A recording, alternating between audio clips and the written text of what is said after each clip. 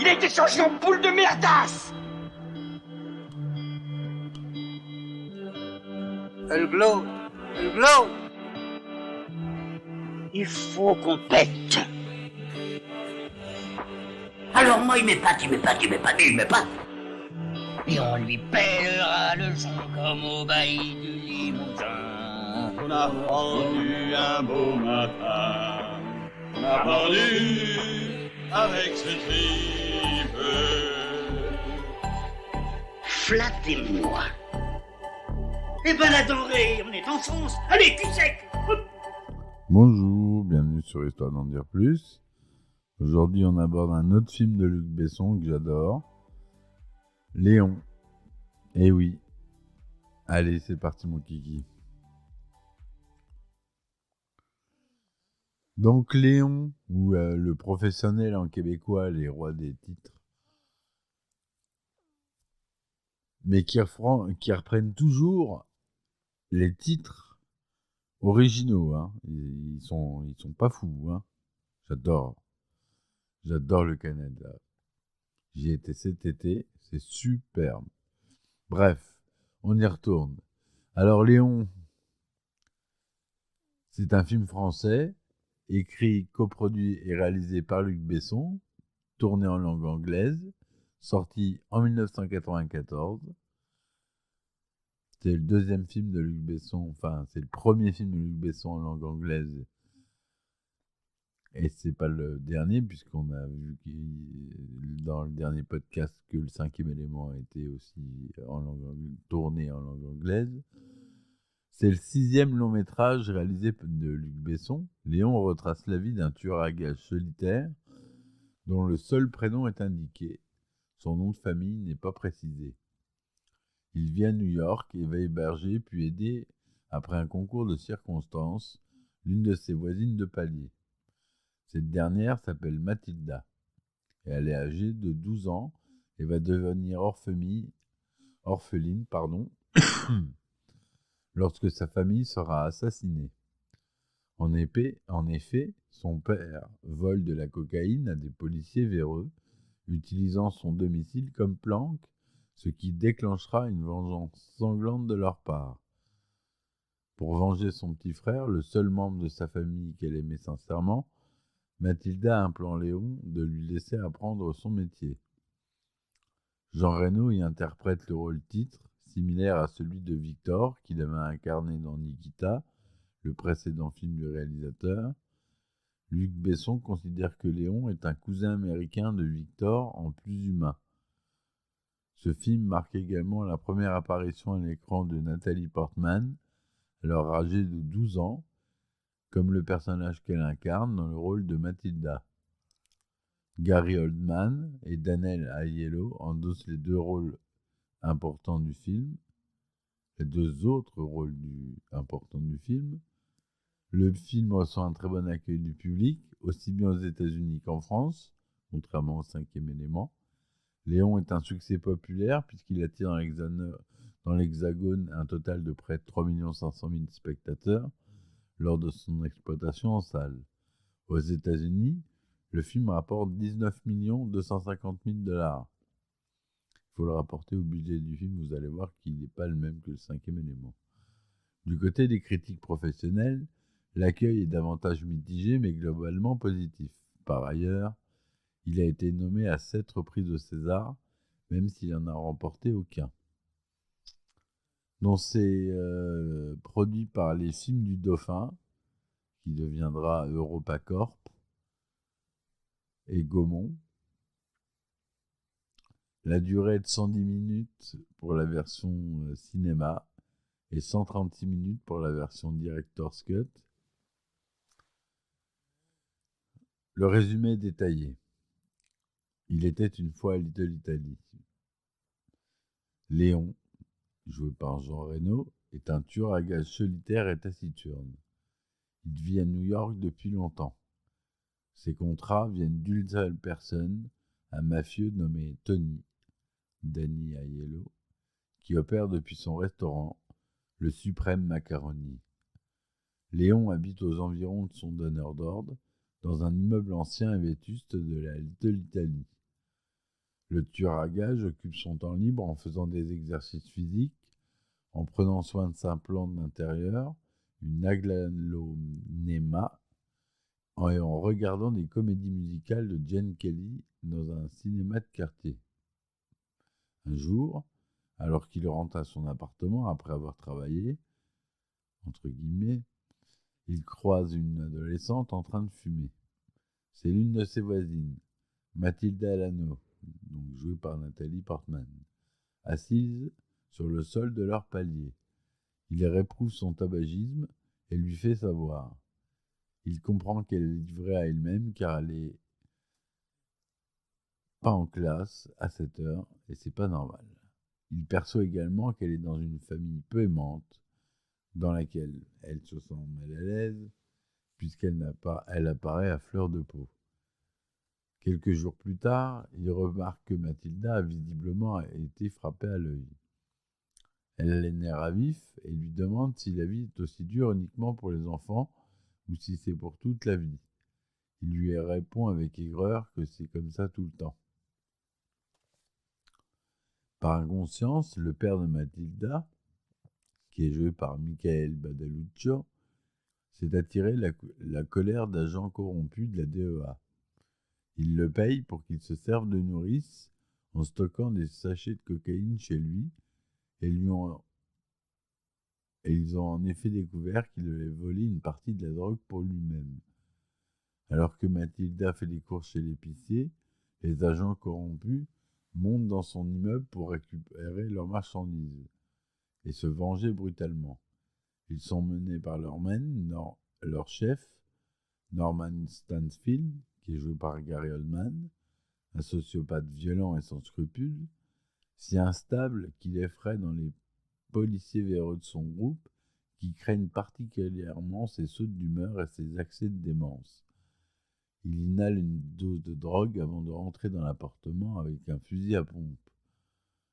Les 4 membres de la famille de Mathilda sont assassinés en pleine journée les uns à la suite des autres. La belle-mère est abattue alors qu'elle est dans la baignoire, la demi-sœur reçoit une balle dans le dos, le père réagit en tirant sur Norman et un autre agent, tandis qu'un autre agent tire en réaction une rafale de pistolet mitrailleur dans toute la direction, réussissant à blesser légèrement le père, mais tue accidentellement le petit frère qui sortait de sa cachette sous le lit. Le père prend fuite, mais se fait tirer dessus par Norman qui l'achève, lui reprochant d'avoir abîmé son costume. Alors que la jeune fille arrive sur le palier, après le massacre, avec ses sacs de course dans les mains, on entend un des hommes de main qui se plaint que le jeune garçon soit fait descendre. Elle feint l'indifférence en passant devant l'appartement et va jusqu'à la porte de Léon plus loin dans le couloir. Complètement bouleversée, tremblante, elle frappe nerveusement à plusieurs reprises en attendant en pleurs qu'il lui accorde l'asile. Léon, qui a entendu les détonations, surveille l'opération en cours par son Judas, l'arme au poing, prêt à intervenir au besoin. Hésitant longuement, il finit par ouvrir la porte au moment où l'agent surveillant le couloir commence à avoir des soupçons au sujet de l'enfant. L'orpheline découvre rapidement que Léon est un tueur à gages. Elle le supplie de l'accepter avec lui et de lui apprendre ses compétences de nettoyeur. Elle veut venger la mort de son petit frère de 4 ans, le seul membre de sa famille qu'elle aimait vraiment. Elle se propose en retour comme femme de ménage et professeur pour remédier à l'illettrisme de Léon. D'abord très réticent, il est même tenté la première nuit de l'exécuter pour abréger ses souffrances et ne pas risquer de compromettre sa propre situation. Léon accepte et ils commencent à travailler ensemble. Il tient à lui apprendre un code moral, une ligne de conduite précise dans son domaine de travail. Ni femme ni enfant ne doivent être tués ou visés, évidemment. Léon prend soin de la jeune fille, lui explique diverses techniques de discrétion, d'emploi d'armes à feu, de tenue vestimentaire, de cache et d'analyse de son environnement. Léon lui enseigne aussi bien des manières discrètes de prendre contact grâce à des codes, à faire en tapant du poing sur la porte pour s'identifier et convenir ensemble que tout va bien. Ils apprennent à se connaître et à s'apprécier. Alors qu'ils deviennent de plus en plus proches, la jeune orpheline affirme à Léon qu'elle est amoureuse de lui, mais il est très troublé et refuse de répondre. La petite fille gagne de l'expérience et augmente sa confiance en elle. Elle a réussi un jour à localiser Stansfield et le suit dans l'immeuble de la DEA pour essayer de le tuer, mais elle se fait surprendre par celui-ci dans les toilettes. Celui-ci confie la petite à deux de ses collègues pendant qu'il se rend sur la scène du crime où son bras droit a été tué par Léon pendant un contrat. Ce dernier, en revenant de sa besogne, Léon, découvrant les intentions de Mathilda en lisant un mot qu'il lui a laissé, se précipite au bâtiment et la sauve. Il tue dans la manœuvre deux des hommes incriminés, dont l'auteur du meurtre du frère de Mathilda. Stansfield est furieux qu'un tueur italien ait exécuté ses hommes dans les locaux de la DEA, ainsi que son bras droit dans un autre lieu de la ville. Il va affronter Tony, le chef de Léon. Il connaît son business, il lui a déjà fait exécuter des contrats afin d'éliminer des concurrents, et il soupçonne que le jeune tueur solitaire est quelqu'un de sa connaissance. Il le menace de son restaurant, alors qu'il va fêter l'anniversaire d'un jeune homme de sa famille. Par l'intimidation et la force physique, il veut le forcer à révéler où se trouve cet homme.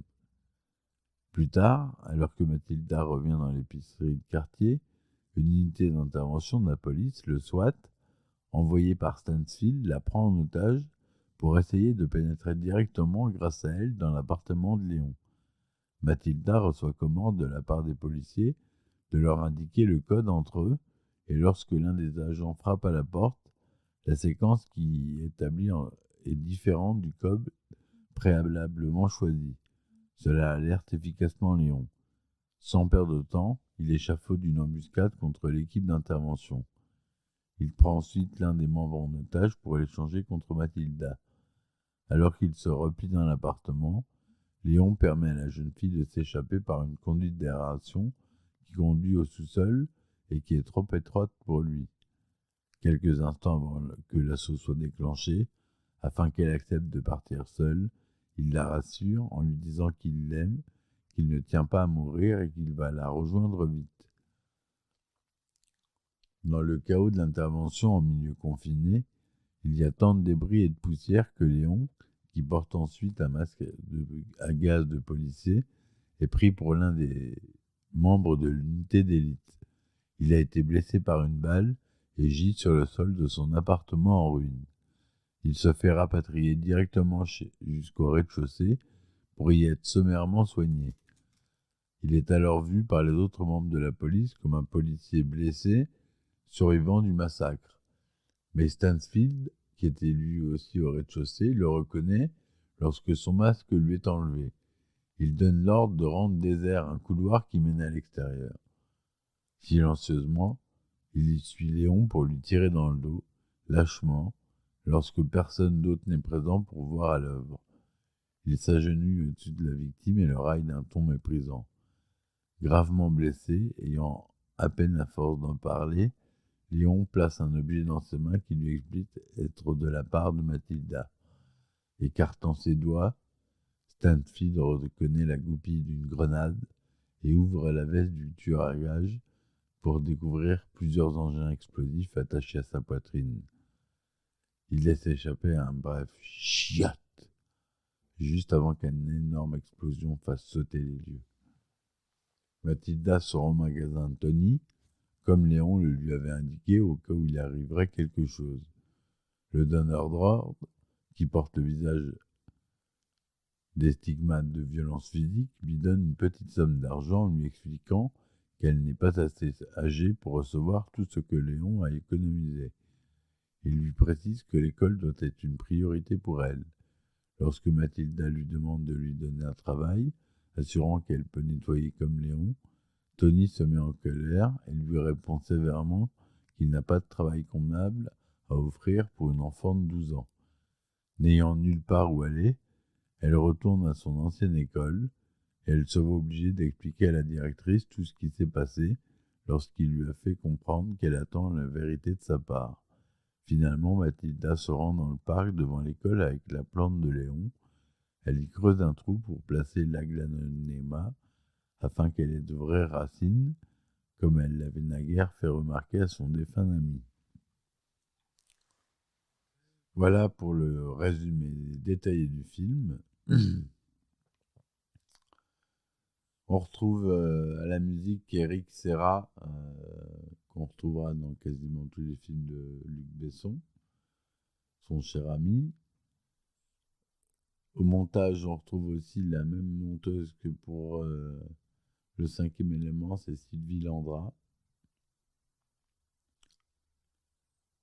Le budget de 115 millions de francs.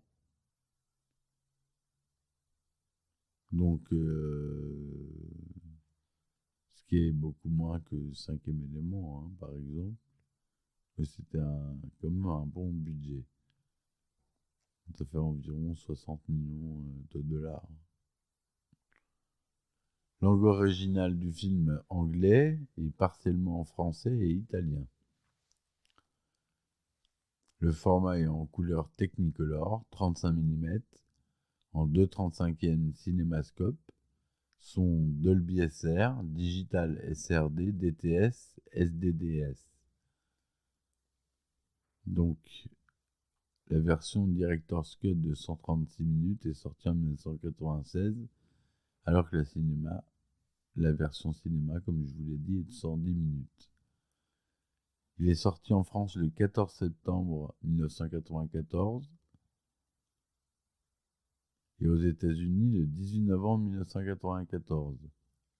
La version intégrale Director's Cut est ressortie le 26 juin 1996. Le film est classé R aux États-Unis, Restricted et interdit aux moins de 12 ans en France. Jean Reno joue Léon. Nathalie doublée par lui-même, évidemment. Nathalie Portman joue Mathilda Landau, doublée par Ludivine Sagnier. Gary Oldman joue Norman Stanfield, le flic pourri de la DEA. Voilà pour les acteurs vraiment très connus. Léon est classé film d'action, mais contient finalement que peu de scènes d'action, seulement 3, pour se concentrer sur la relation qui unit Mathilda à Léon. Relation qui évolue au cours du film. Tout d'abord voisins de palier, puis maître et élève, puis amis, puis père et fille, et enfin partenaire. Cela permet à Besson de soigner ses moments de violence, l'ouverture du film, l'assassinat de la famille de Mathilda, et le final. Ces scènes demeurent très sobres, avec le jeu sur les contrastes ombre et lumière de Thierry Arbogast. Léon est surtout un film intimiste contenant une histoire d'amour. Ce tueur à gages professionnel et cette jeune fille, dont la famille a été éliminée, avaient tous les deux besoin de quelqu'un. Plus le film avance, plus la relation des deux personnages se complexifie. En ce sens, le final refuse tout happy end et bénéficie d'une véritable portée émotionnelle. Léon est un tueur à gages habitant à New York. Il vit seul et n'a pas d'amis, excepté sa plante verte dont il prend grand soin. Il fait régulièrement des exercices physiques, boit beaucoup de lait et aime les comédies musicales de l'âge d'or d'Hollywood. Il est illettré et très peu éduqué. Il n'aime pas parler de son passé, mais finit par se confier à Mathilda. Lorsqu'il habitait en Italie jusqu'à ses 19 ans, il était amoureux d'une fille de famille respectable, alors que la sienne ne l'était pas autant. Voilà, donc pour le personnage de Léon. L'idée de Léon provient en partie du film précédent de Luc Besson, Nikita, en 1990, dans lequel Jean Reno joue un personnage similaire nommé Victor, qui fait une apparition brève mais marquante. Il s'agissait donc de développer ce personnage en y apportant certaines nuances. Pour Besson, Léon est un cousin américain de Victor, en plus humain. D'ailleurs, les deux personnages portent les mêmes lunettes, et il existe des similitudes entre les deux films. Le soin apporté à un pot de fleurs ou encore une jeune femme qui voit son passé s'effondrer pour se transformer en tueuse à gages. L'actrice et réalisatrice Mai Wen, alors épouse de Besson, qu'elle a rencontré étant mineure, affirme que le film s'inspire de leur histoire. Léon est le premier film dans lequel apparaissent pour la première fois deux acteurs qui connaîtront la notoriété par la suite. Nathalie Portman et Samina Seri. Nathalie Portman, âgée de 10 ans, se voit proposer par Revlon un travail dans le mannequinat, travail qu'elle refuse préférant devenir actrice. L'enfant passe ses vacances d'été dans un camp où elle apprend le théâtre. Elle y fait notamment la rencontre de Brian Dallas Howard. Elle auditionne ensuite pour Ruthless, où elle obtient un rôle. En 1993, elle auditionne à nouveau pour le rôle d'un enfant qui se lie d'amitié avec un tueur à gages dans Léon. Si Liv Tyler est d'abord considérée pour le rôle, c'est finalement Nathalie Portman qui obtient le rôle pour sa fraîcheur et sa sensibilité. Elle prend alors le nom de sa mère pour protéger sa vie privée et sa famille. Pourtant, le directeur de casting l'a d'abord refusé pour le rôle à cause de son jeune âge. Mais Nathalie Portman persévère et retourne au casting en interprétant la scène durant laquelle son personnage se lamente sur la perte de son frère. Luc Besson est si impressionné par la profondeur dégagée par l'actrice qu'il lui donne le rôle.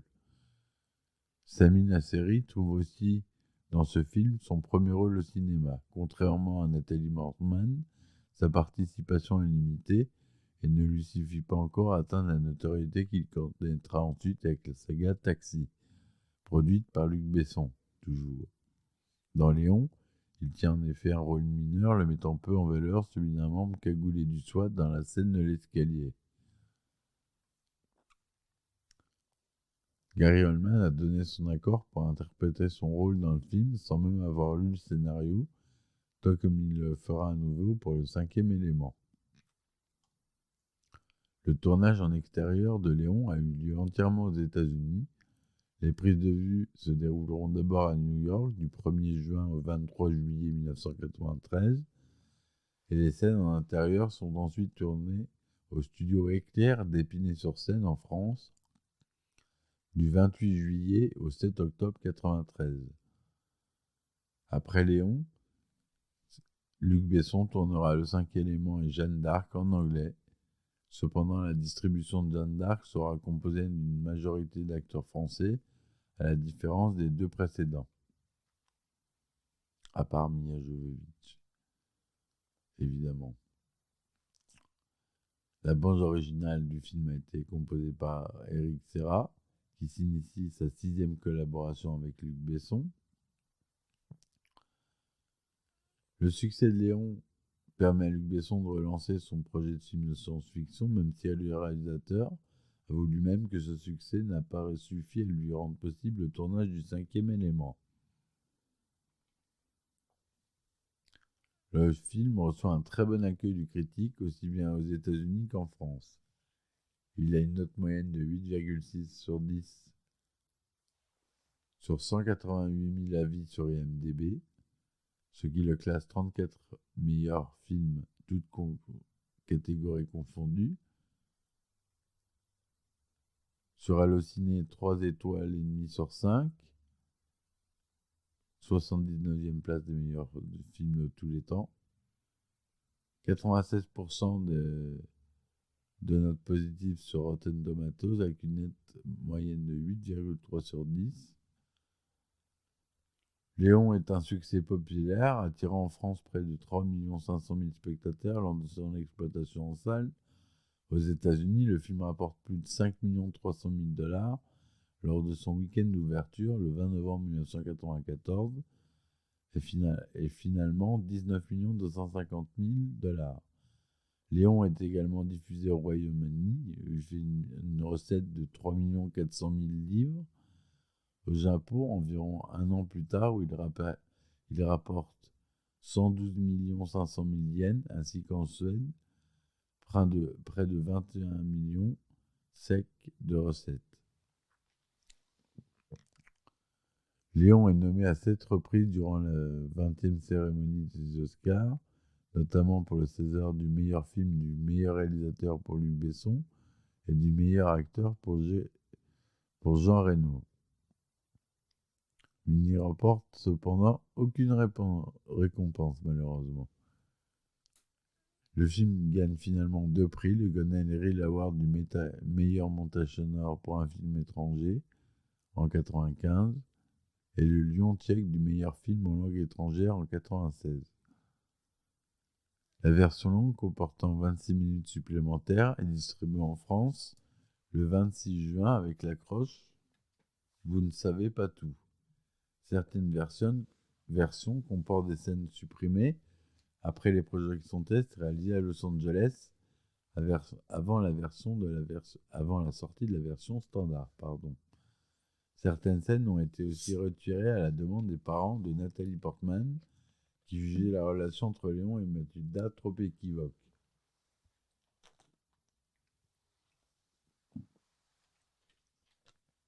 Mathilda prétend devant Léon qu'elle a 18 ans.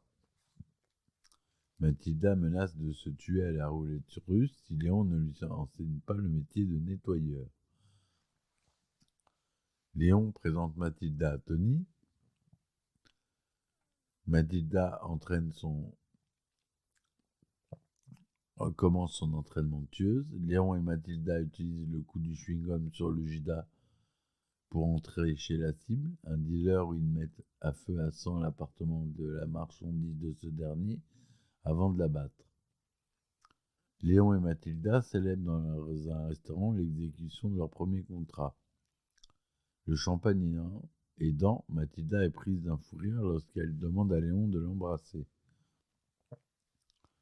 Léon et Mathilda effectuent plusieurs contrats en reprenant la méthode du chewing-gum sur le Judas, mais ils tombent sur un client non dupe et réticent joué par Luc Besson qui mitraille le duo, obligeant Léon à jouer une mesure radicale. Il balance alors une grenade dans l'appartement du client tout en expliquant le coup de la goupille.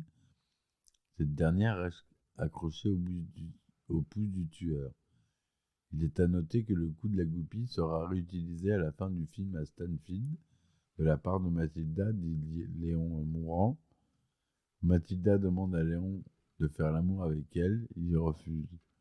Léon explique à Mathilda pourquoi il a dû quitter l'Italie pour New York à l'âge de 19 ans.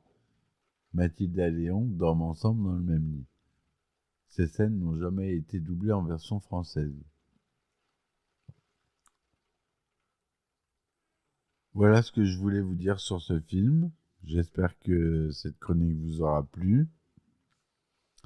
Si mon podcast vous plaît, n'hésitez pas à me soutenir sur mon Ulule, mon Patreon ou mon Tipeee, dont je mettrai les liens en description de ce podcast. Ça m'aide à payer les serveurs du podcast et à vous proposer du contenu chaque jour. Voilà, j'espère que ça vous a plu. Je vous remercie. Merci Wikipédia et je vous dis à bientôt pour de nouvelles chroniques. Ciao, ciao. Il a été changé en boule de merdasse. Elle glow. Elle glow. Il faut qu'on pète. Alors moi, il m'épate. Et on lui pèlera le son comme au bailli du Limousin. On a rendu un beau matin, on a pendu avec ce tripe. Flattez-moi. Eh ben la denrée, on est en France. Allez, cul sec. Hop.